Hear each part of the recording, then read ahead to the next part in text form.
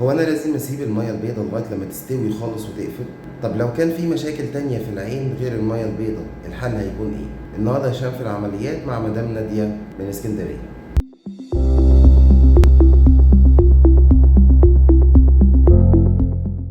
اتشرفنا من مدام نادية من حوالي سنة، كان جاية بتشتكي من مَيّة بيضا تقيلة أوي على عينها اليسار. كالبروتوكول المتبع بنطمن على كل حاجة في العين، القرنية، ضغط العين، عدسة العين، الشبكية، كل حاجة لازم نفحصها قبل العمليات. لقينا أستجماتيزم كتير، يعني تعرج على مستوى القرنية كتير أوي. عملنا أشعاعات عشان نطمن على المسألة دي، واكتشفنا إن هي عندها قرنية مخروطية متقدمة، بمعنى إن القرنية مش منتظمة، زائد المية البيضاء التقيلة قوي اللي هي وصلت ان احنا تقريبا شايفين خيال قدامنا بالكاد ومش شايفين اشخاص. كنا اتكلمنا ان العين زي الكاميرا، والعدسات اللي جوه العين هي اللي بتخلينا نشوف، والعدسات دي عبارة عن عدسة القرنية زائد عدسة العين. عدسة العين هي دي اللي بيحصل عندها المية البيضاء.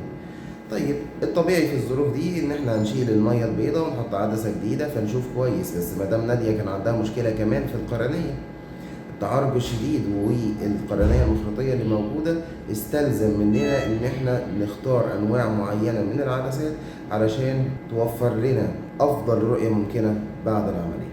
بحسابات كده كتير اخترنا مع بعض العدسة المناسبة بالنسبة لها علشان القرنية الغير منتظمة اللي موجودة. ربنا كرمنا ان بعد العملية شفنا 6/6 ما شاء الله. فاتت السنة وحصل المية البيضاء في عيننا التانية، وبرضه صبرنا عليها كتير لغاية لما قفلت وبقت المية البيضاء تقيلة، وتاني مرة شايفين تقريبا خيال. تاني عندنا مشكلتين، مشكلة المية البيضاء التقيلة ومشكلة القرنية. اخترنا برضه العدسة المناسبة بالنسبة لها وحطيناها داخل عملية المية البيضاء. هسيبكم شوية مع بعض الخطوات اللي بنعملها أثناء عملية المية البيضاء وارجع لكم تاني. دي شكل المية البيضاء التقيلة اللي كانت موجودة. احنا استخدمنا الموجات فوق الصوتية من خلال فتحة صغيرة حوالي 2 ملي جوه العين عشان نكسرها ونعمل لها ايمالسيفيكيشن يعني تمييع. أزلنا كل المية البيضاء ثم نضفنا العين من أي بواقي عالقة وموجودة. حقنا العدسة المطوية داخل العين ثم نضفنا كل حاجة، وده الشكل في النهاية. هنرجع تاني للسؤال الأساسي، هو احنا لازم نسيب المية البيضاء لغاية لما تقفل كده ونكون مش شايفين منها خالص؟ أكيد الإجابة لأ، ودي ليها كذا مشكلة. الأولى إن احنا مش شايفين. لو سيبنا المية البيضاء لغاية لما استوت لهذه المرحلة ما كناش شايفين أي حاجة بالعين. السبب التاني إن هي ممكن تؤدي إلى مشكلات أخرى، زي حالة الحاجة نادية، عدسة العين انتفخت كتير قوي، بدل ما يكون سمكها صغير سمكها زاد قوي، وده أدى إلى زيادة في ضغط العين. هل المية البيضاء ممكن إن هي تتحول إلى زيادة ضغط عين مية زرقاء؟ أيوة في بعض الأحيان زي المية البيضاء المنتفخة دي. والحاجة التالتة إن إزالة المية البيضاء بدري بيكون أسهل وأفضل كتير من إزالتها متأخر.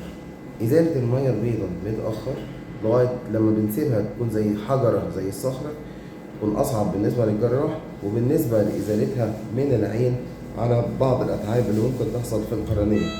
أحيانا لو سيبناها بتتقل قوي قوي وتحجر جدا ما بنقدرش نشيلها بالموجات فوق الصوتية زي العملية اللي انتوا لسه شايفينها، ونحتاج إن احنا نشيلها جراحيا، وساعتها بناخد غرز وخياطة داخل القرنية، وده بيعمل بعض الاستجماتيزم الزيادة. إزالة المية البيضاء بدري أفضل. الكشف على المريض بالتفصيل في العيادة واستخدام التقنيات والتكنولوجيا الحديثة للتشخيص والمتابعة بتفيدنا كتير قوي إن احنا نعرف كل مشكلة موجودة جوه العين ونتعامل معاها في حلها. الحمد لله دلوقتي حاجة نادية مبسوطة جدا بنتيجة عملية العين اليمين وعملية العين اليسار، عشان احنا شخصنا من الأول صح واستخدمنا التقنيات المناسبة.